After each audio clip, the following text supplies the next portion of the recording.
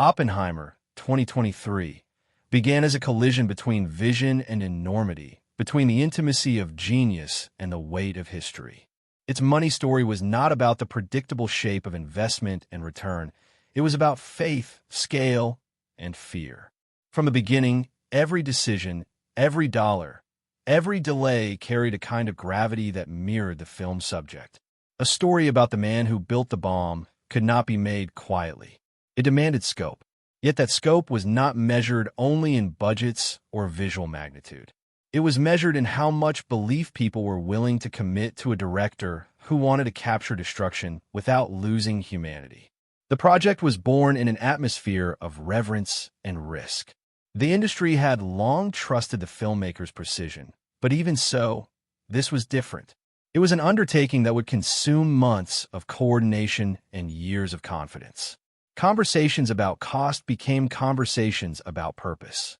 What was being purchased was not spectacle, but authenticity, the recreation of an era, of a mind, of the moral tension that birthed the modern world. Money would not simply fund production, it would fund obsession. The financial path of the film began like a slow ignition. Partners, backers, and distributors entered carefully, aware that the vision's ambition outstripped conventional boundaries. Yet the certainty of its creative force made hesitation brief. The scale grew not by accident, but by necessity. The film would be shot on real locations, with real explosions, with light and shadow manipulated through tangible means. Those choices transformed ordinary line items into philosophical acts. To build realism required patience, precision, and time, more than any material, became the true currency. Once financing solidified, the rhythm of spending took on its own life. It was a disciplined burn, the steady hum of machines, the silent weight of labor. Each department became a world unto itself, building an era piece by piece. Laboratories, government offices, desert test sites, rooms filled with chalk dust and paper maps. The money was visible nowhere and everywhere at once. Nothing gleamed. Every cent was buried under texture, color, and the quiet pulse of authenticity. The film's power was built from the invisible. The way a button looked, the way light hit metal, the tremor in an actor's breath before confession. The crew spoke of the process as monastic. There were no shortcuts, no digital stand-ins for reality. Everything had to exist in front of the camera. That decision turned production into ritual. It demanded more people, more time, more precision, but it also produced an atmosphere of reverence. Each day felt heavier than its schedule. The money spent was not wasteful. It was devotional. To rebuild the 20th century without invention was to pay homage to the weight of history itself. The director's relationship to cost was almost paradoxical. He was known for control, for austerity, yet his projects always appeared immense. Here, he approached money as a means of control, not indulgence. He viewed resources as instruments of truth, never excess. The budget became a boundary that defined integrity. Every element, every costume, every set had to justify itself emotionally, not visually. The crew learned to speak his language of necessity, where cost and meaning were inseparable. As filming progressed, the sense of scale deepened. The desert sequences transformed production into pilgrimage. Miles of land, heat, machinery, coordination, all converged on moments that lasted seconds on screen. The expenditure of effort was breathtaking. Yet beneath it lay quiet awe. Everyone knew they were building a moment that would outlive the production itself. The explosion not only of fire, but of consequence. The filming of the test became a metaphor for the film's financial arc. Immense preparation, brief release, lasting echo. Post-production reshaped the rhythm of spending into precision. Editing was not about cutting, but sculpting. The sound design alone required orchestration between chaos and silence. The score, woven from dissonance and emotion, became an invisible character. The film's timeline, fractured and recursive, demanded layers of technical refinement that could not be rushed. Money here did not solve problems. It bought time for contemplation. The team understood that the weight of the story required patience equal to its power. When the film was finished, its release carried an aura of inevitability. Even before audiences saw it, it felt historic. The marketing campaign leaned on tone, not spectacle, an invitation to witness, not escape. The financial risk was enormous, but so was the anticipation. What had begun as an artful gamble now stood as a cultural event. The budgets that once seemed daring now looked prudent in the face of expectation. When it premiered, the film did not move like ordinary cinema. It landed like an event, a convergence of art, intellect, and myth. Audiences filled theaters not for entertainment, but for experience. Word spread, not through advertisement, but through awe. The film's financial return, though massive, felt secondary to its gravity. The money came back quickly, yet the emotion of its making lingered longer. Those who had built it watched as their months of uncertainty became history overnight. Behind the success lay exhaustion. The film had taken everything. The director's perfectionism, the crew's endurance, the actor's intensity, all had left marks. Yet when the final revenues arrived, when the film exceeded every expectation, the fatigue dissolved into stillness. The project had justified every risk. The money story ended as the film itself ended, with a strange balance of triumph and dread. Profit could be measured, but meaning could not.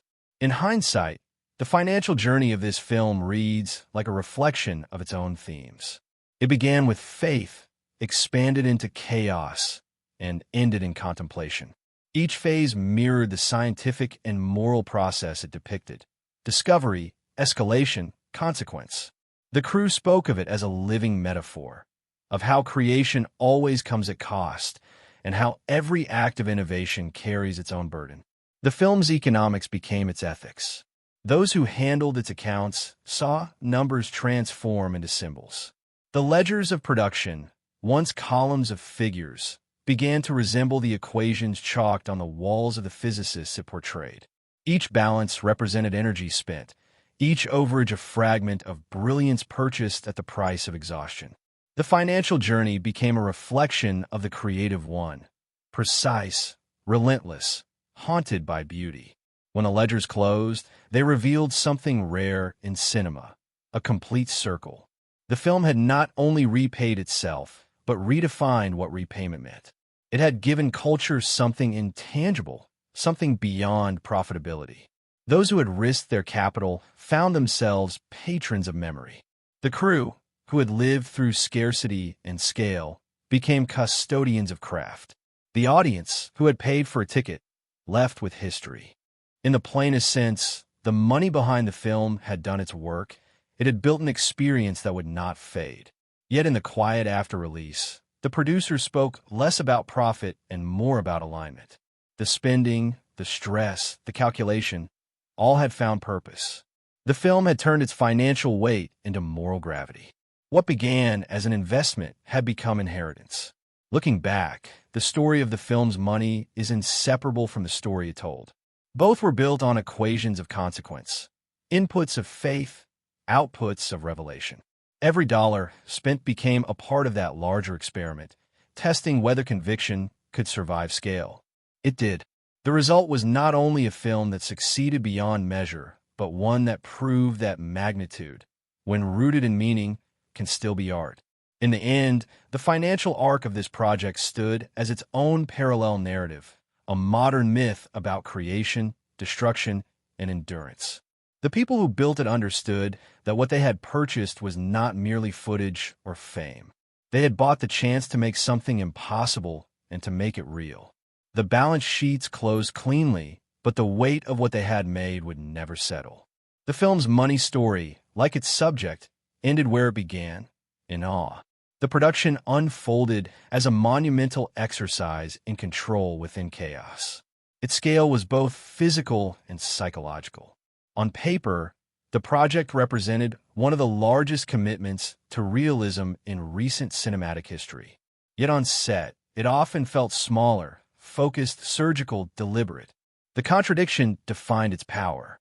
The film's ambition was to depict the birth of an age, but the process that achieved it relied on restraint, on patience, on precision measured to the millisecond. The production budget, vast though it was, existed not to indulge but to discipline. Every detail demanded accuracy. The design of laboratories, the curvature of lenses, the sound of chalk on slate, the motion of dust across desert air. The crew built the world brick by brick, grounding spectacle in texture. To recreate Los Alamos, they did not rely on digital scaffolding, but physical construction. The heat of the desert, the isolation of the site, the scale of machinery, all were felt, not simulated. That decision transformed the budget into a living organism. It pulsed with every shift of weather, every hour of sunlight, every delay caused by wind or sand. The production's discipline was almost mathematical. Each day was measured against light, distance, and silence. The crew's coordination resembled the work of scientists they were depicting. Hundreds of people focused on singular results. They called the schedule the experiment. Time itself became the element most carefully managed because time, more than equipment, cost the most. The director's precision governed everything. He insisted on film stock over digital capture, large format cameras that consumed resources but produced images of startling depth. The cost was real. Film reels are tangible, finite, but so was the conviction. Every foot of exposed film was an act of intention. Nothing was casual. The cinematographer operated with a craftsman's restraint, aware that waste carried both financial and creative consequence. The visual result, the interplay of light, shadow, and heat, felt earned, never conjured. The cast absorbed that atmosphere. They felt the seriousness in every frame, the quiet acknowledgement that nothing here was ordinary. Each performance had to carry both emotion and intellect. The small movements of faces, the measured cadence of speech, the shifting tones of rooms filled with smoke and fear. These were not just performances, but acts of balance. The production scale rested entirely on the authenticity of those moments. The actors knew that spectacle would come not from explosions, but from comprehension, the moment when a man realizes what he has made. The Trinity test sequence encapsulated the project's paradox. It required one of the most ambitious practical setups ever undertaken, yet it was filmed as if in meditation. There are no digital shortcuts. The explosion, captured through layered exposures and physics-based simulation, consumed enormous planning and coordination. Crews spent nights calculating distances, safety zones, and light reflections. The budget lines for this sequence alone could have funded smaller films, yet the approach was almost spiritual. They treated the event not as spectacle but revelation. When the cameras rolled, everyone fell silent. The power of that moment would later be described as all laced with terror, the exact sensation the film itself sought to evoke.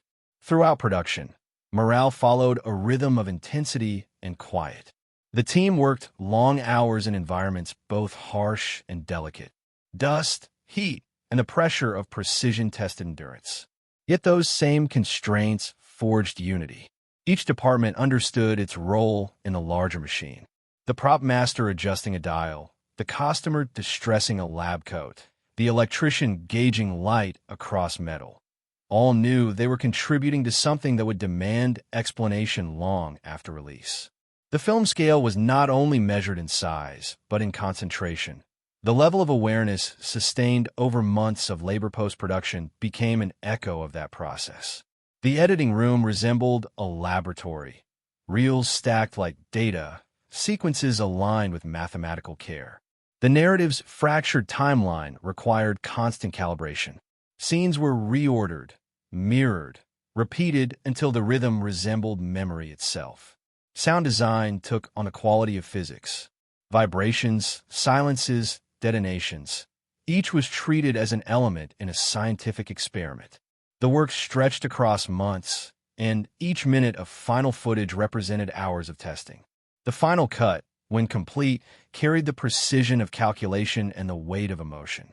The film looked vast, but felt intimate, as if the audience were standing inside both history and conscience. Its scale was invisible, hidden in texture, discipline, and restraint. The budget, once considered enormous, now seemed small in relation to what had been achieved. The production had proved that magnitude, when controlled with integrity, becomes invisible. When the crew gathered for the final screening before release, there was no applause, only quiet relief. They understood that they had participated in something larger than craft. They had reimagined the birth of a new world without losing their humanity in the process. The production's greatest achievement was not what it built, but what it preserved: sincerity amid scale. The film's budget and its discipline now exist as legend. It stands as proof that scale, handled with care, can yield intimacy, that the largest productions can still feel handmade, that art, even at its grandest, remains a human enterprise. The production's vast machinery created something paradoxically fragile, a meditation disguised as spectacle. Its cost was enormous, but its truth was priceless. The financing of the film began as an act of gravity, a slow, deliberate gathering of belief around a story too vast to fit within ordinary structures. In the first conversations, there was hesitation, not out of doubt in the filmmaker's ability, but in awe of the scope. To build a drama about the birth of the atomic age meant assembling not just money, but faith in scale itself. Each potential backer felt the pull of contradiction. The film would be intimate yet cosmic, personal yet historical, rooted in a single man, but carrying the weight of the entire 20th century. That contradiction defined every financial decision that followed. Support arrived not through quick persuasion, but through quiet recognition. The filmmaker's reputation had already turned trust into currency, but this project required something beyond reputation. It demanded alignment. The financial partners who joined early did so because they sensed that this was not a commercial bid, but an artistic necessity. They were not investing in explosions or spectacle, but in the reconstruction of conscience. To believe in that vision meant accepting that return could not be measured in speed. It would come, if at all, in endurance. During the months of pre-production, money flowed like heat, controlled, necessary, powerful if mishandled. Every department needed precision, and precision required early commitment. The financier's role became less about oversight and more about calibration. Their responsibility was to feed the process without interrupting it. Meetings were long, quiet, deliberate. Everyone understood that timing was everything, that releasing funds too early meant waste, too late meant stillness. The rhythm of cash mirrored the rhythm of science itself. Hypothesis, delay, discovery. As production approached, that rhythm accelerated. The film's requirements, location building, set design, the engineering of practical effects, demanded staged releases of support. The financiers adjusted their pace to the pulse of progress, delivering resources at the exact moment they could transform into reality. They learned that the film's flow of energy resembled the atoms, compressed, contained, waiting for ignition. Each new approval felt like splitting something invisible, unlocking possibility from pressure. Once filming began, the relationship between financing and art became symbiotic. The scale of the project was immense, yet the spending felt almost minimalist. The director's insistence on in-camera effects meant the money went into the tangible, the feel of earth, the sound of wind, the weight of machines. Investors visiting the set saw no excess, only rigor. The desert, filled with cranes and cameras, looked less like a film set and more like an experiment in controlled chaos. The money had become invisible, absorbed into purpose. Cash timing dictated morale. There were moments when the flow tightened, not from scarcity, but from the precision with which everything was managed. Departments learned to live inside waiting. When additional funding arrived, it brought both relief and renewed discipline. The production functioned like a clock wound each week by careful hands, each dollar a turn of its gears. No one could afford waste, not even in moments of grandeur. The financiers, watching from afar, began to understand that they were no longer simply backers. They were participants in a kind of modern patronage. Their investment had become part of the story's moral structure. The film's subject, a man burdened by creation, mirrored their own tension between ambition and responsibility. As budgets expanded slightly to accommodate unplanned demands, they felt the same anxiety as the scientists in the script. The sense of creation spiraling towards something uncontrollable. Yet every time footage arrived, their confidence returned. The film's progress reassured them that control, though fragile, was still theirs. In the editing rooms, after production ended, financing took on its final shape: patience. The cuts, the mixes, the endless recalibration of structure all depended on time, and time depended on continued support. The financiers had learned by then that their role was to wait. The director's process was exacting, his adjustments microscopic, but each refinement revealed another layer of precision. They extended trust as naturally as funding, understanding that the film's success would depend on allowing silence to stretch. When the first screenings approached, the rhythm of money shifted again, toward release, toward movement. Marketing budgets unlocked, distribution commitments finalized. What had once been a closed circuit of patience became an outward current.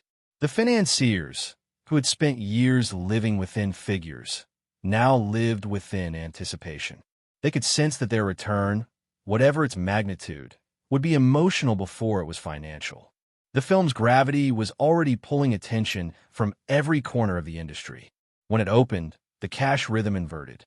Money flowed back, steady and strong, like an echo of everything that had gone out. The film's revenue patterns mirrored its creative patterns. Acceleration followed by stability, spectacle followed by silence. Each report that arrived confirmed that patience had been the correct gamble. The project had defied the speed of its era and still triumphed. The financiers, used to volatility, saw something rare, a work that earned because it refused to hurry. In retrospect, those who funded the film spoke of timing not in quarters or years, but in sensations. They remembered the weight of waiting, the tremor of risk, the satisfaction of control regained. The flow of money, they realized, had mimicked the chain reaction at the heart of the story, one spark of conviction igniting a sequence of unstoppable events. Yet unlike the destruction in the film, this reaction had created rather than consumed. The film's financing became a parable of proportion. It proved that faith in discipline yields greater returns than faith in noise. The slow timing, the cautious releases, the refusal to compromise, all had aligned with the story's internal rhythm. Money and meaning had moved together, not in competition, but in harmony. The financiers had learned that art of this scale cannot be rushed. It can only be sustained. When the final statements arrived, long after the theaters dimmed, the numbers told a story of balance. What had gone out had come back magnified, not only in revenue, but in legacy. The financiers' patience had turned into permanence. They had participated in an act of creation that would endure beyond them. Their investment had become evidence of belief itself. The cash timing of this film's journey reflected its central theme, that control and chaos exist side by side, and that all creation, whether artistic or scientific, moves through phases of uncertainty before it stabilizes into meaning. The people who carried the risk learned what Oppenheimer himself had learned: that power, once released, cannot be contained but can be understood. The financing of this film became its own act of understanding, an experiment in endurance that proved, once again, that patience, properly timed, is its own form of brilliance. The film's creative scope stretched far beyond what even its massive scale could hold.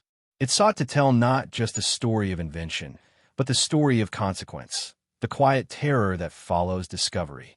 Every decision, artistic and financial, was shaped by that tension between ambition and restraint. The filmmakers understood that grandeur without gravity would betray the subject, and so they made a series of choices that looked like limitations but felt like revelations. Their task was to capture the birth of destruction through beauty and beauty through guilt. That paradox became the logic of the budget itself. The most ambitious goal was emotional accuracy.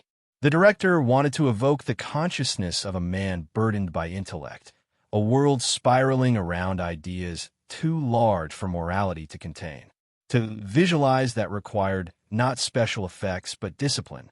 The creative scope was vast in implication but narrow in focus. A face, a glance, a silence held too long. The film's power was born in the gap between enormity and intimacy. The sets were monumental, but the lens always found its way back to the human pulse within them. Restraint guided every department. The design team rebuilt Los Alamos, not as a mythic city, but as a place of ordinary lives and extraordinary secrets. The scientists' desks, the kitchens, the desert dust, all carried the weight of realism.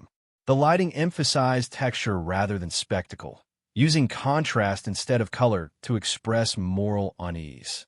Even the Trinity explosion, the most expensive moment of the film, was treated with reverence rather than indulgence. The scope of the sequence came not from size, but from silence, the stillness that followed light. Every artistic ambition had to be justified by necessity.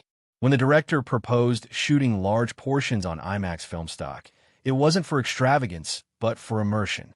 He wanted the audience to feel scale through clarity, not size. The detail of a trembling hand or a burning horizon was more meaningful than any digital recreation. This philosophy transformed what could have been indulgent into something elemental. The creative ambition became a study in proportion. The writing process reflected the same balance. The script unfolded like a calculation, intellect colliding with conscience. It alternated between two temporalities, the scientific pursuit and the moral reckoning. Structurally, it mirrored the shape of a fission reaction, splitting and converging. The choice to build a non-linear narrative wasn't stylistic flourish, it was thematic integrity. The structure itself became a reflection of atomic logic, fragmentation leading to explosion and then silence. Every page carried that rhythm, and every dollar spent would be devoted to maintaining it. During filming, the creative scope revealed its true scale, not in spectacle, but in intensity. The set operated like a research facility. Each department contributed with precision, every choice tested against meaning. The cinematographer adjusted frames as though adjusting instruments, ensuring that beauty never softened consequence. The actors worked under emotional austerity. They were asked to embody complexity without explanation, to play intellect and guilt simultaneously. The production's vast apparatus existed solely to protect that quiet nuance. Even within that rigor, trade-offs were constant. Time became the ultimate negotiation. Long discussions about single shots, entire nights spent adjusting light or timing, were balanced against the cost of delay. The director's insistence on authenticity sometimes strained schedules, but each compromise made elsewhere sharpen focus. Extraneous sequences were removed before they were ever filmed. What remained was essence, the distillation of ambition into clarity. The creative scope shrank in size, but expanded in depth. The budget's logic became an extension of that creative philosophy. Instead of using resources to overwhelm, the team used them to refine. The decision to film the Trinity test practically was both financial and artistic discipline. It forced the team to think like the scientists they were depicting, solving problems through ingenuity rather than abundance. Every resource became a variable, every limitation a condition for discovery. The result was not a reduction of scope, but its perfection. The performances carried the emotional economy of the film. Each actor embodied dualities, pride and dread, conviction and remorse. Their work was quiet but seismic. The creative direction demanded restraint even in breakdown. The film refused melodrama, it sought confession. To protect that tone, the production maintained an environment of silence and seriousness. Between takes, the set resembled a monastery more than a film shoot. The money being spent around them, crews, cameras, resources, was invisible compared to the emotional focus that filled the room. In post-production, the same logic of balance governed editing and sound. The narrative's fractures were carefully aligned so that chaos would feel intentional. The score, relentless yet intimate, became the heartbeat of the entire project. It was recorded with live orchestras to preserve imperfection, the sound of human breathing beneath machinery. The creative decisions that had begun as ambitions of realism had now matured into a fully realized system of restraint. Every compromise made in the name of practicality became part of the film's aesthetic truth. The absence of overt visual effects gave the imagery weight. The decision to use minimal color grading preserved the tactile honesty of light. The refusal to rely on exposition forced audiences to participate intellectually. The film's creative scope was therefore not measured by how much it showed, but by how much it asked viewers to see for themselves. The outcome was a work of profound paradox. It looked enormous, but felt personal. It sounded explosive, but whispered meaning. What the team had attempted, to make a film about the creation of power without glorifying it, had seemed nearly impossible. Yet the very limits they had accepted made it possible. Their restraint became revelation. Every dollar of the budget, every hour of work, every compromise accepted had served that singular purpose, to make enormity human. When it was finished, the creative team saw what they had built not as spectacle, but as silence given form. The film's scope could not be charted in numbers. It existed in sensation. The story of creation and consequence had been told without flinching, and the balance between art and accountability had been preserved. The ambition that might have destroyed lesser films had instead clarified this one. The creative constraints had become its moral compass. The film's discipline was its triumph. It proved that when vision is guided by proportion, cost becomes invisible, and art becomes inevitable.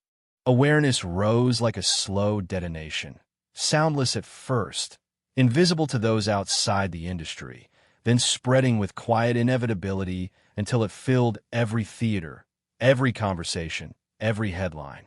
The campaign to introduce the film to the world was built not on spectacle, but on tension.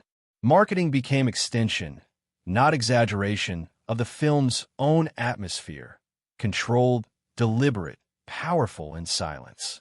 From the first teaser, an image of fire without context, accompanied by the echo of a ticking clock, the public sensed that this was not an ordinary release. It was an event, and the weight of its subject could be felt even before a single frame was seen. Inside the studio, the strategy was simple and exacting. The marketing team was instructed to protect mystery. They spoke of tone instead of plot, of experience instead of story.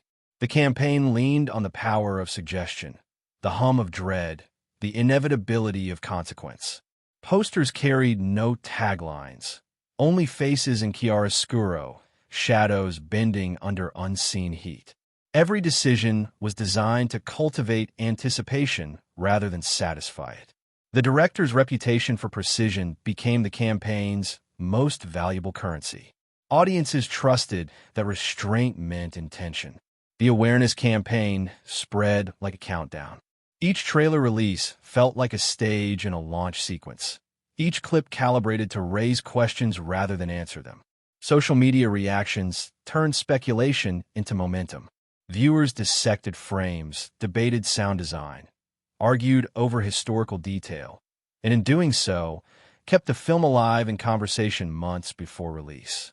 The marketing team understood that they were not selling story, they were selling gravity. The idea that something immense was coming, something that could not be ignored. The studio's timing was immaculate. Announcements, press interviews, and behind-the-scenes glimpses appeared with surgical precision. The filmmaker himself appeared rarely, speaking only in measured tones about process and philosophy. His calm became the film's voice. Every article, every interview reinforced the image of control, reinforcing the paradox that a film about destruction was being sold through silence. The campaign did not shout, it waited. When the first preview screenings were held, the marketing team observed audiences leaving the theater in the same stunned quiet that had followed the Trinity sequence during filming. That silence became their most potent advertisement. Reviews echoed the same language. Monumental, haunting, devastating, necessary. The film was not being promoted. It was being passed along as a shared revelation.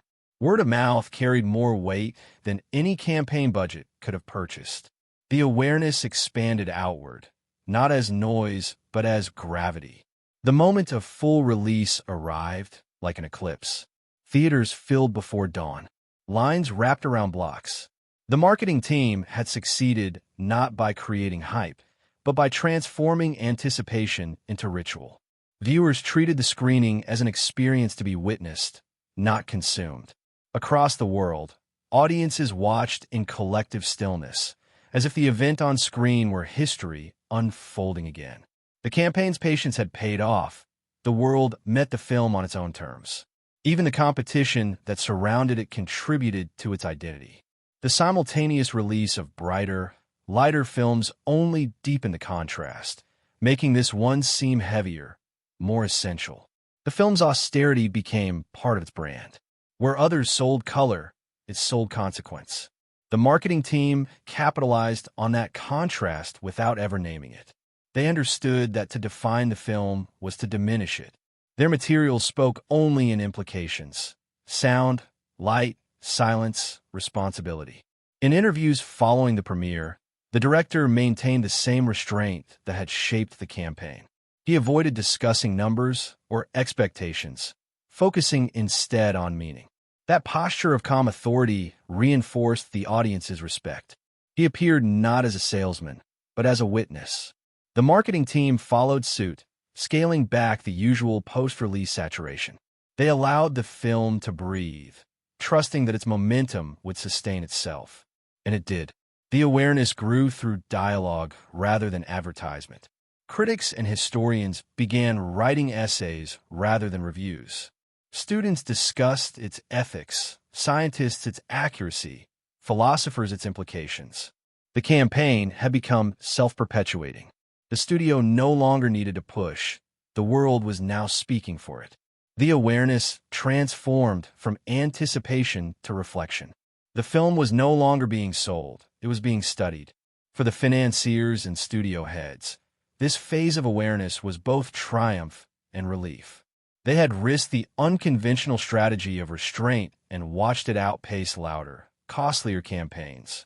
The revenue followed naturally, but what mattered more was reputation. The film had become an event that transcended entertainment. It was cited in political commentary, referenced in classrooms, debated in editorials. The marketing had achieved what few campaigns ever do. It had turned a film into a cultural moment. The team responsible for that awareness later admitted that their greatest achievement had been doing less. They had resisted the instinct to explain. They had protected mystery, knowing that the story's power depended on discovery. Their materials were minimal but unforgettable: the clock, the fire, the sound of a world holding its breath. That restraint mirrored the film's own design, massive meaning delivered through precision. When award season arrived, the campaign entered its final phase, though it barely needed to exist. The film's stature was already mythic. Its imagery filled galleries and newspaper spreads. Its score echoed through broadcasts and ceremonies. Recognition came like confirmation rather than surprise. The studio's work was complete. Awareness had transformed into permanence. For the people behind the scenes, there was satisfaction in that stillness. They had marketed a film about destruction through grace, and the world had responded with reverence. The awareness campaign, now over, had become a case study in alignment, tone, timing, truth. It proved that even in a world addicted to immediacy, patience could still command attention. Years later, analysts would call it one of the most effective campaigns in modern cinema, not for its reach, but for its restraint. It sold no illusions, only importance. It reminded the industry that the truest form of persuasion is trust. The awareness had begun as a whisper and ended as an echo that still lingered, long after the screens had gone dark. The film needed no more words. The world had already listened. The release weekend unfolded like a controlled reaction. There was no chaos, only inevitability. For months, anticipation had gathered in silence. And when the film finally reached theaters, that silence detonated into presence. The numbers began to move before the screens even lit. Tickets sold out days ahead, premium formats fully booked, queues forming in the early hours of the morning. Yet what defined that first weekend was not noise, but reverence. The audiences entered theaters as if entering a chamber of history, and when the film ended, they left in silence. Inside the studio, the reports arrived like seismic readings, steady, measured, rising with precision. The box office figures, recorded hour by hour, showed not just success but endurance. The opening night totals were immense, yet what caught everyone's attention was the pattern. The numbers didn't collapse after curiosity. They held, expanded, multiplied. The audience that arrived on Friday returned on Saturday with others. Conversations had already turned into movement. The film had crossed from event to experience, and that difference mattered. Theaters responded like living organisms adjusting to heat. Late-night screenings were added, then dawn showings, then round-the-clock rotations.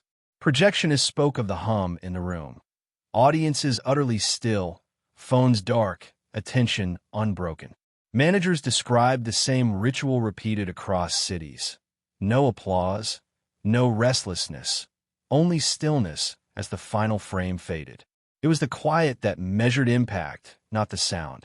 Even as the film shattered attendance records, it did so without spectacle. The magnitude felt earned, almost solemn. The studio executives, hardened by decades of unpredictability, recognized the rarity of what was happening. This was not hype-driven volatility. This was gravity. The opening weekend trajectory suggested a film that would not burn fast but glow. Analysts began comparing it not to blockbusters, but to cultural events, films that redefined what audiences expected of cinema. The early revenue projections were already being rewritten in real time. What had begun as a high-risk investment was now unfolding as a masterclass in audience faith. For the financiers, that weekend brought quiet vindication. They had trusted patience, trusted tone, trusted the idea that discipline could earn more than excess. As the figures climbed, they didn't rush to celebrate. They studied the trend lines, noting the consistency, the strength across demographics, the unusual repeat attendance. This was a film about consequence.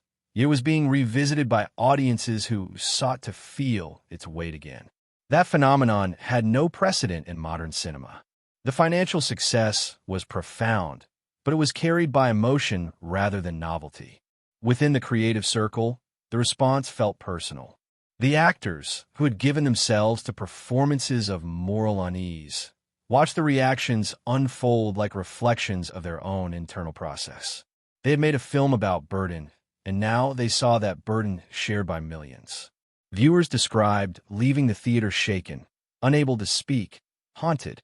The cast and crew understood that their work had reached beyond appreciation. It had become comprehension. That first weekend had transformed audiences into witnesses. Media coverage mirrored the tone of the film itself. Intense, reflective, reverent.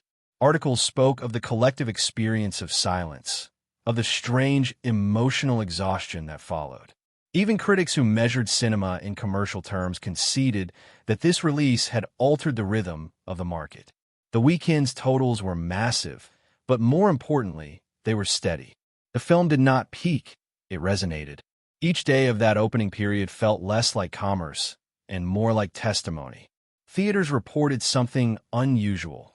Audiences staying through credits, not for stingers or sequels, but to remain within the feeling. The staff began to anticipate the pause before the exits opened, the stillness before movement returned. The film had created not a rush, but a pause, a rare inversion in an age of distraction. That atmosphere carried financial consequence. People came because others told them they must experience it that way. Collectively, in the dark, on the largest screen possible. Word of mouth turned into ritual. By the end of Sunday night, the film's trajectory had solidified into legend. The weekend totals exceeded even the studio's highest forecasts, but the executives spoke of it less as triumph than inevitability. It was the kind of success that felt ancient, as though it had been waiting to happen. The audience's hunger for substance had found its vessel. The film's gravity had pulled the marketplace into alignment. The numbers, however staggering, were treated almost as an afterthought. What mattered was the unanimity of response. Inside the director's circle, that weekend was both fulfillment and burden. The success confirmed that the world had listened, but it also deepened the responsibility of what had been said. The film's release had become a moral event, a global conversation about knowledge, guilt, and power. The artist who had once stood alone in a desert now stood at the center of culture's reflection. He received the news of the box office quietly, aware that the success of a film about consequence carried its own. On Monday, when the final figures were released, the headlines wrote themselves: historic, record-breaking, transcendent. Yet within the offices where the film had been born, the mood was not celebration but stillness. The producers looked at the graphs and saw more than profit. They saw confirmation of belief. The long months of risk, the negotiations over resources, the unyielding commitment to realism had all converged into this. Audiences proving that patience could command attention, that truth could fill seats, that gravity itself could sell. As the weekend ended, it left behind more than numbers. It left behind a feeling of restoration. The film had reminded the industry that cinema, at its highest form, could still unite thought and feeling, commerce and conscience. The first weekend had been a test, and the result was not only financial stability, but artistic vindication. The people who had built the film understood that they had witnessed something rare, a moment when art and audience recognized each other completely. In the weeks that followed, the momentum held exactly as it had begun, measured, inexorable, alive. The opening weekend became the model for the entire run, a sustained reaction that refused to fade. Long after the receipts were counted, the echoes remained. The numbers confirmed what everyone had already felt. The release had not been a launch, but a detonation, slow and luminous, its light still expanding through every corner of the cultural imagination. Distribution stretched across the globe like a web of light, invisible but constant, an intricate machinery turning art into presence. The process began the moment the film left the mixing stage, a transition from creation to circulation. What followed was less explosion than expansion, a quiet dispersal of weight. Every copy, every reel, every encrypted digital file carried with it the gravity of the subject, the moral tremor that had defined the film itself. The logistics were immense, yet handled with precision worthy of their origin. The studio approached distribution as an act of reverence. This was not a film to scatter carelessly across screens. It required calibration. The rollout mirrored the structure of the story, controlled escalation. Theaters were selected with care, prioritizing sound fidelity, projection quality, and audience experience. IMAX locations became pilgrimage sites. Tickets sold in advance, each auditorium turning into a sanctuary for collective stillness. The strategy was slow, deliberate, and unwaveringly confident. The film did not chase the world. It let the world come to it. In the earliest days of its release, the logistics resembled the choreography of a scientific experiment. The strategy was slow, deliberate, and unwaveringly confident. The film did not chase the world. It let the world come to it. In the earliest days of its release, the logistics resembled the choreography of a scientific experiment. Teams coordinated print deliveries and digital transfers like engineers aligning particle beams. Every error carried risk, not of loss, but of disruption to the ritual that the film had already become. The marketing team, now receding into the background, worked with distribution heads to maintain the same tone of control, minimal noise, maximum precision. No image could appear out of place, no release rushed. The rollout itself became a mirror of Oppenheimer's inner world, methodical, inevitable, moral in its restraint. As the film reached international territories, the distributors found themselves in rare harmony. Each market responded not to hype, but to resonance. The film's themes of responsibility and genius crossed languages without translation. countries with their own histories of scientific ambition and moral reckoning found in it something uncomfortably familiar. Word of mouth, steady and inexhaustible, carried the film further than advertising could. By the time it reached Asia, Europe, and the Middle East, it no longer felt like an export. It felt like memory. The accounting departments began to track the performance in waves. Numbers came in from regions that rarely agreed on anything, yet their graphs looked identical: slow start, rapid ascent, long, sustained plateau. The curve resembled the light of an explosion caught in slow motion. Analysts remarked that the usual weekend-to-weekend volatility was absent. The film behaved less like a product and more like a natural event. Distribution teams called it the calm success, a phenomenon of consistency that no one dared to interrupt. Behind the calm, the financial machinery hummed with its own rhythm. The film's revenue moved through layers: distributors, exhibitors, studios, backers, each taking its share, each leaving the structure intact. There were deductions, of course, overheads, advertising recoupment, percentage splits. Yet none of it felt like erosion. The producers, reading the first reports, recognized the precision of balance. The film had entered the world through order, and the world was paying it back in kind. No disputes, no chaos, no hidden debts, only the slow reconciliation of faith rewarded. In theaters, the atmosphere of viewing turned into part of the film's myth. Staff members described audiences sitting in complete stillness for minutes after the credits rolled, as if unwilling to break the film's gravity by moving. Exhibitors reported that attendance stayed high even in smaller cities and rural towns. Audiences came not for escapism, but for reflection. That difference shaped the film's longevity. Distributors realized they were handling something that would not fade with time, but mature within it. Extensions were granted, runs lengthened. The film's availability became a kind of moral responsibility. As months passed, the film's presence reached its second life. Reissues, 70mm encore runs, curated screenings. Each re-release felt ceremonial. Audiences treated them as opportunities to revisit history rather than rewatch entertainment. The distributors began to understand that they were not just moving a film.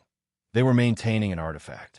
The handling of prints, the restoration of projection reels, the synchronization of sound, all carried an air of preservation.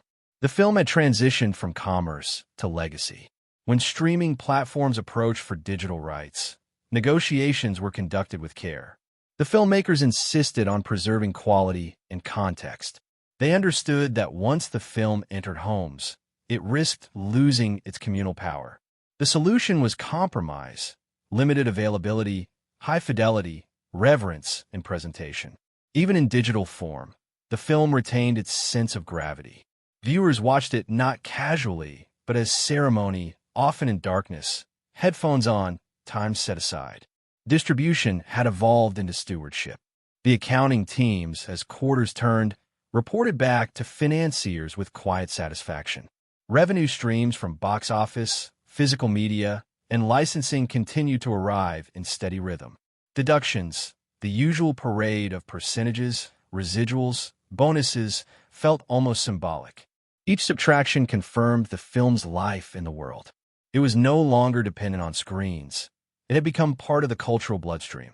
Its image, the fire, the face, the silence, was referenced in art, writing, and conversation. The distribution cycle, normally the end of a film's life, here became the beginning of its permanence. For the crew who had lived through its making, the updates felt like echoes from another universe. They had built this thing in dust and sweat, and now it was moving without them, generating light across continents. The logistics they once fretted over, shipment delays, screening schedules, exhibition ratios, had become the infrastructure of legend. The film no longer needed them. It was self-sustaining, its momentum carried by the audience's reverence. When the final international tallies arrived, the studio heads convened not to celebrate, but to observe. They looked at graphs that rose like gentle slopes, not spikes. The film had passed through the full cycle of exhibition without collapse, its value holding steady. In financial terms, it was one of the most stable successes of the decade. In artistic terms, it had become untouchable. Distribution had delivered it everywhere, and yet it remained undiluted. Even the deductions, itemized and exact, read like poetry. Theater shares, regional taxes, promotional offsets, all necessary, all fair. The accountants, usually detached, spoke of the process with unusual pride. They knew they had been part of something pure. The balance sheets, though long, were immaculate. Nothing about this film had broken under pressure, not even its numbers. By the time it completed its global run, the film had traveled further than anyone had planned. It had outlasted trends, surpassed projections, and entered the quiet phase of history reserved for works that no longer need explanation. The distribution network that had carried it slowly dissolved, leaving behind a structure of permanence. Archives, restored prints, curated editions. The system had done its work, and the film now existed beyond it. For everyone who had guided it, from couriers and schedulers to executives and projectionists, the experience had altered something fundamental. They had moved not just a product but a presence, and in doing so had glimpsed what cinema once promised, the union of art, discipline, and awe. In their records and deductions, they saw not commerce but proof of belief fulfilled. Distribution had not diminished the film's gravity.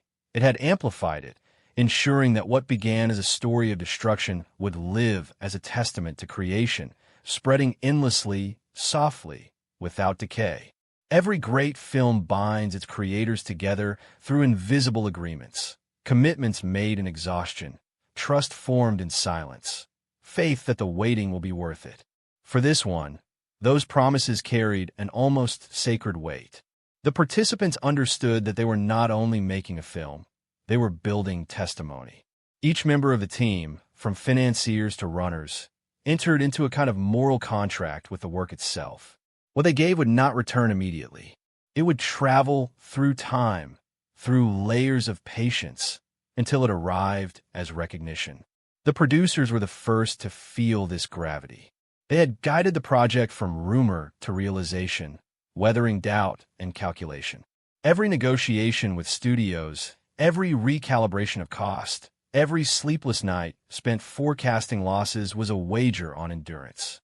When the film succeeded, they were the ones who received proof that faith, when disciplined, can yield permanence. Yet their reward was not windfall, but affirmation. The investors had been repaid, the ledgers balanced, and still they found themselves haunted by the film's enormity. They had not produced a commodity. They had midwifed a phenomenon. For the financiers, patience had been their act of creation. They had watched their capital sink into sand and light, into explosions no algorithm could justify, and then watched it return multiplied through reverence. The money they had risked was now abstracted into reputation. To have financed this film meant more than to have earned from it. It meant to have participated in the renewal of faith that art could still matter. When the final settlements arrived, they didn't read numbers. They read vindication. The director stood apart, both inside and outside the circle of fulfillment. For years he had lived in the rhythm of calculation, measured light, controlled chaos, atomic precision. And now that the film had reached the world, he felt the strange emptiness that follows completion. The success, though overwhelming, was almost secondary. What mattered was that the film had survived contact with the system without compromise. Every handshake and promise had been kept. Every participant had received their due. And yet the director knew that some debts can't be repaid. The film had taken parts of everyone, himself included, that would never return. The actors carried their own forms of waiting. Their contracts had ended long before the film's life began, but their images remained on screens long after they'd left those deserts and laboratories behind. They waited not for money, but for distance, for the performances to settle, for the noise of fame to fade into understanding. Awards and acclaim arrived, but they felt less like victory than relief. They had embodied men and women living at the edge of reason, and now audiences saw them as extensions of those minds. Their real reward was being recognized for truth, not decoration. The crew, who had built the film from dust and detail, waited longer still. Their recognition came in fragments, names scrolling across credits, mentions in journals, nods from peers who understood the craft. Their payments, delayed and divided, trickled in quietly, each transfer carrying a memory of long days in impossible heat. But with every confirmation, every acknowledgement, came peace. They had worked on something that would last. The promise that had carried them through the grind, the hope that this effort would matter, had been fulfilled. For the distributors, waiting was profit disguised as ritual. They had handled the film with a level of care rarely afforded to any release, and the steady returns over months confirmed that reverence was good business. Each report, each statement of continued earnings, felt like a prayer answered. They had kept their part of the promise, to deliver a film about gravity with gravity intact. The studios, used to speed, learned patience through necessity. They had expected volatility. Instead, they found steadiness. The film's earnings grew like a tree, not a fire. They watched as the world sustained interest far longer than projected, as the film crossed markets without fatigue. The final returns, arriving over quarters, carried no surprises, only serenity. The studio had made something that made sense, and that alone felt miraculous. Among the cast and crew, the final phase of fulfillment came through recognition of endurance shared. Award seasons turned into reunions, ceremonies into memorials of labor.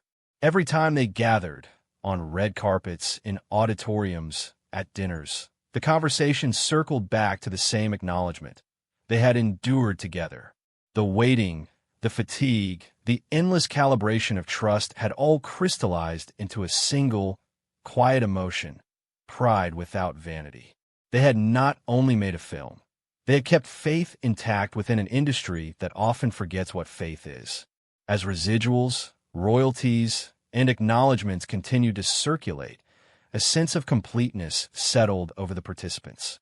Those who had financed the dream, those who had filmed it, those who had carried its image into the world, all were finally aligned. No one had been shorted. No one had been forgotten. Even those whose work had gone unseen felt the reflected glow of belonging. The film's integrity extended to its aftermath. For the director, this fulfillment manifested not in wealth, but in release. He spoke sparingly in the aftermath, his words soft, almost apologetic. He described the film as something that had demanded too much, yet given back more than expected. When asked what success meant, he answered that it was the absence of regret. That, he said, was the only measure worth trusting. Within the production company's offices, where months earlier the air had been thick with calculation, calm now prevailed. Files were archived, payments confirmed, records sealed. The story of the film's making became its own mythology. People spoke of how no contract had been broken, no faith misplaced, no promise betrayed. The producers recognized that they had achieved something rare, a perfect alignment of ambition and integrity. Among those who had waited longest, the assistants, the apprentices, the craftsmen, the sense of fulfillment was deeply personal. They had touched greatness at close range and found it human. Their careers, lifted by association, became continuations of the film's endurance. Each new opportunity carried the quiet imprint of those months spent serving an idea larger than themselves. Years later, as royalties thinned and statements became annual rather than monthly, the participants still received reminders of the film's permanence. A re-release, a retrospective, a mention in an academic paper. Each felt like a small return on the invisible contract they had signed. The waiting never fully ended, but it transformed into faith renewed. They had built something that did not decay. When the final balance sheets closed and the residual systems automated into silence, what remained between the participants was not commerce, but communion. They had shared an act of creation that demanded trust at every level and had been rewarded with proof that trust could still exist. Their waiting had not been passive. It had been endurance, an act of collective belief. In the end, the film stood as both product and promise fulfilled. Every hand that had touched it received its echo. Every delay, every doubt, every withheld payment found its resolution in permanence. The participants' patience had become part of the work's moral architecture. The story of creation and consequence had extended beyond the screen into the lives of those who built it. Waiting had turned into wisdom, and wisdom into legacy. What began as uncertainty ended in calm, the quiet assurance that faith, when practiced with precision, always finds its way home. Relief arrived not as applause or profit, but as stillness. It came slowly, settling over those who had lived inside the film like dust after detonation. For months, they had moved through chaos, budgets, schedules, soundscapes, explosions real and metaphorical. And now at last there was quiet. The world had seen what they had made. The audiences had absorbed it, carried it, argued about it. The noise had finally passed. What remained was understanding. The film had survived every phase: financing, creation, release, reflection, and come through intact. Relief, when it finally came, felt like gravity rediscovered. Inside the studio, that calm took on a rhythm. The endless flow of paperwork slowed, the streams of communication faded into aftercare. Reports still arrived, revenue still moved, but the panic that once surrounded every figure was gone. The numbers no longer represented risk. They represented completion. The film had paid for itself many times over. The backers, once cautious, now spoke of it in reverent tones. The investors, whose anxiety had been their shadow companion, saw that their gamble had turned into legacy. The returns had stopped being financial long ago. They were emotional, cultural, philosophical. The creative team experienced relief differently. For them, it came in distance. They could finally see what they had built without the weight of construction pressing down. Watching the film again months after release, they saw details they had forgotten. How a camera had lingered on a reflection, how light had fallen against a chalkboard, how silence had carried the heaviest meaning. These things had been born from exhaustion, yet now they looked inevitable, even graceful. The relief came from realizing that the struggle had shaped something pure. Nothing had been wasted, not one delay, not one compromise. The director felt it as solitude. For years, the film had demanded everything: attention, precision, moral clarity, and now it demanded nothing. The absence felt strange, almost unnatural. He spoke little during this time, content to watch the film from afar as it continued its quiet expansion through streaming, awards, retrospectives. He had given it all his energy, and now it existed on its own, self-sustaining. The relief he felt was not triumph, but release. The burden of responsibility had lifted, and what remained was gratitude that the story had reached its audience without distortion. Among the crew, relief manifested as reunion. They began to meet again, not as colleagues under strain, but as witnesses to what they had endured. Over dinners, messages, and late-night calls, they revisited the memories that had once felt unbearable: the desert heat, the endless nights of testing light, the chaos of the Trinity sequence. Tom had softened them into stories. What had once been fatigue now felt like pride. They realized that what they had built together could not be replicated. The relief was communal. It came from knowing they had touched something absolute, that they had done their part in recording an era. The cast found theirs in transformation. The roles that had consumed them had begun to release their hold. The moral intensity, the guilt and brilliance they had carried, faded into perspective. They were no longer haunted by the characters. They had become historians of them. Interviews and awards came and went, but what endured was a quiet respect from audiences who had felt the same moral vertigo that the film expressed. Their relief was seeing that honesty had been understood, that their exposure had meant something. Even the accountants felt it in their own way. The ledgers that had once been battlegrounds of negotiation were now monuments of precision. Every transaction balanced, every clause fulfilled. They had seen the flow of money transform into history, into permanence. When the final numbers were entered, they found beauty in their symmetry. The film's economy had reflected its ethics: controlled, transparent, exact. To them, relief was the sight of closure without loss. The financiers experienced it through recognition. Awards season turned their investment into myth.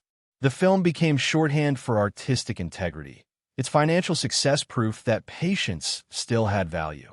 They were invited to panels, interviews, retrospectives, where they were asked how it felt to have believed so early. Their answer was always the same. It had felt like risk, and now it felt like inevitability. The relief was not in having been right, but in seeing that rightness manifest in something timeless. As time moved on, the film entered the phase all great works reach, immortality disguised as calm. It no longer needed its creators. It existed on its own. The studio began to focus on new projects, the distributors on new releases, the actors on new scripts. Yet the echo of Oppenheimer lingered. The relief they felt was not freedom from it, but coexistence with it. They had contributed to something that had ceased to belong to them, and in that surrender was peace. At awards ceremonies, when the film was recognized again and again, the applause felt less like noise and more like breath. The acceptance speeches were subdued, reflective, heavy with gratitude. No one spoke of money or milestones. They spoke of understanding, of having made something that outlasted them. That was the moment when relief reached its fullest form, realization without regret. They had done what they set out to do, and they had done it completely. In the months after the final recognition, the world moved on, as it always does. The film settled into the cultural bloodstream, studied in classrooms, referenced in essays, rewatched in silence. Its creators went on living, but each carried a fragment of its weight, now lightened by distance. They had looked into enormity and come back whole. That was the truest relief, to know they had faced something vast and returned with understanding instead of despair. For the audience, too, relief came gradually. The film had left them shaken, but with time, its heaviness became clarity. Viewers began to speak not of fear, but of perspective. The film had done what it was meant to do. It had translated chaos into meaning. Its quiet persistence in theaters, in minds, in memory, became a collective exhale. The art had done its work. Years later, the participants would look back and recognize that relief was not the end of tension, but its transformation. The unease that had driven them through production, the weight that had followed through release, had turned into acceptance. They had built something that could not be undone. They no longer carried it. It carried them. The cost of creation had become the comfort of endurance. When the last financial statement arrived and the last award had been presented, there was nothing left to prove. The film stood alone, whole, unbroken, an equilibrium of creation and consequence. Relief settled into permanence. It was no longer something they felt. It was something they had become. They had endured pressure equal to their subject and survived. And in that survival lay the most human relief of all, that from destruction, meaning had emerged, and from meaning, peace. When all the numbers had quieted and the applause had faded, the picture that remained was one of perfect balance. The film's net outcome was not excess or shortage, not miracle or catastrophe, but symmetry, the rare state where what was spent, endured, and risked returned as exactly what it was meant to yield. The figures were staggering by any measure, but their meaning lay not in their size, rather in their alignment. Every resource that had been poured into the project, time, labor, trust, had reappeared transformed, not as currency, but as permanence. The producers, used to the disorder that usually follows a release of this magnitude, found only calm. The reports from territories, streaming services, and award circuits arrived like steady heartbeats. The film had crossed into that rare class of work that continues to earn without needing to shout. Long after the marketing had gone quiet, long after the premieres and interviews, the financial lines continued to move gently upward. It was not momentum, it was gravity. Audiences returned in cycles. Educators licensed it, curators screened it. The film was feeding itself, a closed system of endurance. For the financiers, the clarity of the outcome was almost disorienting. They had entered with apprehension, knowing that artistic conviction of this kind carries risk, that ambition, this personal, often ignores market logic. But now they watched their projections stabilize into clean, unarguable returns. The numbers read like vindication. They proved that patience had not only been correct, but profitable. The investment that had once seemed audacious now appeared conservative. There was nothing accidental in its triumph, only proof that the oldest forms of belief still hold. Give art time, give it honesty, and it will repay both. Inside the creative circle, the understanding of profit was emotional. They had not made a fortune. They had made history. The success felt intimate, not industrial. Every interview, every retrospective, every mention of the film in cultural memory was a dividend. The director, usually stoic about outcomes, allowed himself small moments of recognition. He admitted that the scale of the result, both financial and cultural, had surpassed even his most disciplined hopes. What he had wanted was endurance, and endurance was what he received. The film's earnings, like its meaning, refused to fade. The crew read the results differently. They saw in them a reflection of their own integrity. The film had not betrayed their labor. It had honored every hand that built it, every hour lost to precision. The people who had worked quietly in sound, design, makeup, light, found their names listed again and again as the film continued to echo through awards and archives.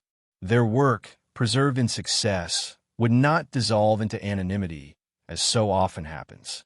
For them, the outcome was fairness, a closing of the loop between effort and acknowledgement. The accountants and analysts, normally immune to sentiment, spoke of the project in reverent tones. They had seen the pattern many times before, ambition exceeding budget, expectation exceeding reality. But this one had followed an older, more dignified logic.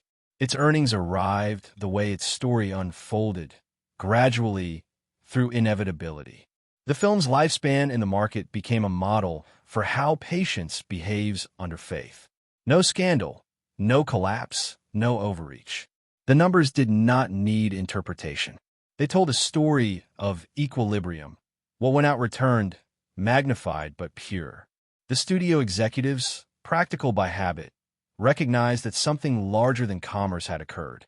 They had backed a film about conscience and discovered that conscience could itself be a financial strategy. The steadiness of revenue over months, the longevity in theaters, the surge of educational and streaming interest, all pointed to a truth that had become self-evident: integrity sells. The film's outcome had rewritten their own equations of value. For years to come, they would use it as a template for how to build large without excess, how to speak universally without dilution. For the audience, the outcome could not be tallied in spreadsheets. Their contribution, tickets, discussions, returns, had been rewarded not by novelty, but by transformation. They had been given an experience that justified their faith in cinema's seriousness. Each rewatch, each conversation, each essay written in response became part of the film's financial afterlife. The studio earned quietly from this repetition, but what they were truly receiving was reverence, an economy that no ledger could capture. The awards season, when it came, turned the outcome from success into inevitability. The film swept not through surprise, but through consensus. Critics and audiences met in rare harmony, recognizing in it something larger than artistry, a kind of collective comprehension. When it claimed its highest honors, the producers felt no euphoria, only confirmation. Everything had come full circle. The money spent had become image. The image had become conversation. The conversation had become permanence. Profit and purpose were no longer separate categories. After the ceremonies, when the industry moved on to new spectacles, the film's legacy began its quiet accrual. Academic rights, re-releases, museum screenings, archival restorations, all added steady streams of revenue. None were dramatic, yet all were lasting. The film's net position, years later, showed what very few ever achieve: sustained growth in both worth and meaning. It remained alive in the public, alive in the books, alive in the ledgers. It had become a form of cultural equity, immune to depreciation. For the people who had once worried about survival, that realization was peace. The director, revisiting his notes from pre-production, found that the final figures matched his original intuition more perfectly than any plan could have predicted. He had written once that the film should feel expensive in soul, not in surface. Looking at its outcome, he saw that the equation had resolved exactly that way. Every dollar had been transmuted into depth. Years later, when interviews revisited the film's legacy, the question of profit would always surface. The answers were consistent. Yes, it earned, but that is not the story. The real return was in trust restored, to audiences, to art, to the idea that something made with integrity could still thrive in a world of noise. The film's outcome had proved a simple but forgotten truth. Sincerity is not a liability, it is a currency. The final understanding among everyone who had lived through it was wordless. They had seen what balance looked like, not as concept, but as fact. The film had taken nothing it didn't return, and given more than anyone had asked for. It had become the rarest kind of success, self-sufficient, unrepeatable, whole. When the accountants closed the final file and the studio locked the archival reels in storage, the statement they printed at the end of the report was simple, almost poetic in its precision. It read, "All obligations met." That was the entire truth. The film owed nothing and no one. It had fulfilled every promise, to art, to history, to commerce, to time. In that perfect balance of effort and reward, cost and creation, it found peace. And that peace, the stillness after detonation, became its final profit. Every lesson the film left behind was carved from the tension between brilliance and burden. Those who had lived within it carried the afterimage long after the final screenings ended, a glow that was equal parts pride and exhaustion. It had taught them, more than any project before it, that creation is never clean. It is an equation of control and surrender, of purpose and consequence. The film's triumphs were immense, but its wisdom was larger. The first lesson was proportion. Every success that the film achieved, financial, critical, cultural, had been born from balance. The director had refused indulgence, even when he could afford it, choosing precision over excess, detail over decoration. That decision had rippled outward through every department, every budget line, every performance. What the team learned was that art grows stronger within boundaries. The restraint that had once felt suffocating became the source of depth. The same principle that governed the story of the atom governed the film itself. Containment creates energy. The second lesson was endurance. The process of making the film, of waiting for its release, of watching it slowly conquer the world, revealed how patience functions as a creative force.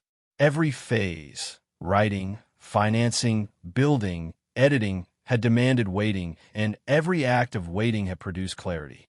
The people who worked on the film discovered that speed is the enemy of truth.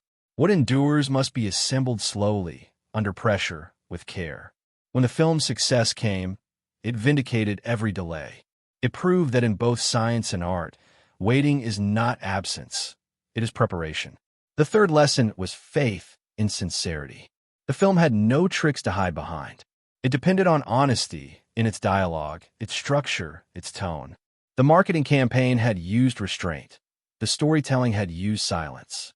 Every risk the filmmakers took was a wager on authenticity. The audience responded because they recognized it. Those who created the film learned that when art speaks truthfully, commerce follows naturally. They saw that emotional honesty, handled with discipline, is not fragile. It is inexhaustible. For the financiers, the takeaway was almost spiritual. They discovered that integrity could be strategy. The film's deliberate pace, its refusal to compromise, its insistence on authenticity, these were once considered financial liabilities. Now, they were evidence that conviction can outperform calculation. The investors saw that backing something sincere, even in an uncertain market, could yield the rarest of profits, longevity.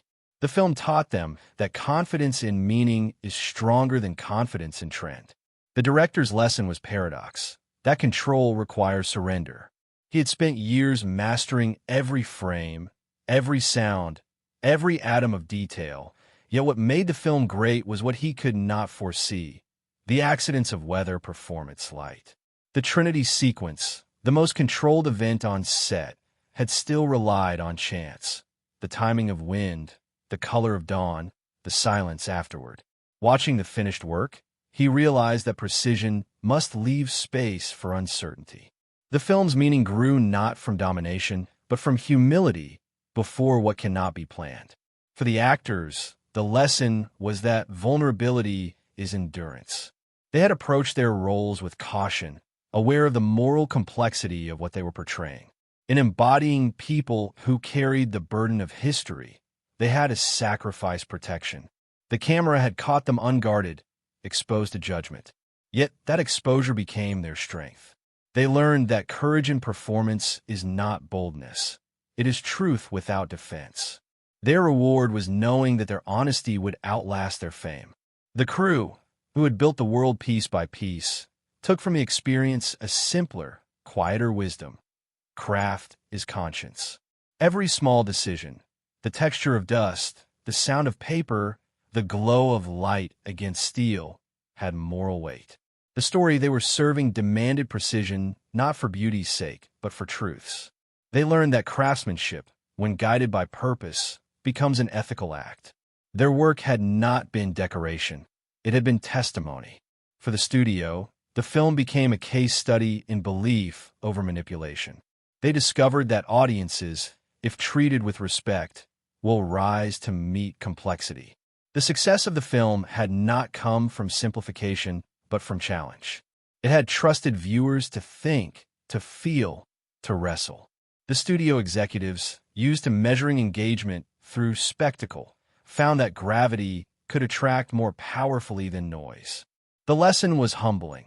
The intelligence of the audience is the greatest unspent currency in cinema. Culturally, the film left behind a warning disguised as achievement. It showed that art about destruction can still destroy time, certainty, and comfort. Every viewer left altered. Teachers, students, scientists, and critics used it to discuss not the past, but the present, the cost of knowledge, the burden of creation, the ethics of genius. In doing so, the film completed its own cycle. It had begun as reflection and ended as mirror. Its makers learned that to handle history honestly is to risk becoming part of it. The financial teams, who lived inside its equations, found beauty in pattern. The same balance that governed the story governed its accounts, every input yielding exact consequence. They learned that when art and administration move in harmony, when numbers serve vision instead of dictating it, chaos becomes clarity. They saw how honesty could make even accounting feel human.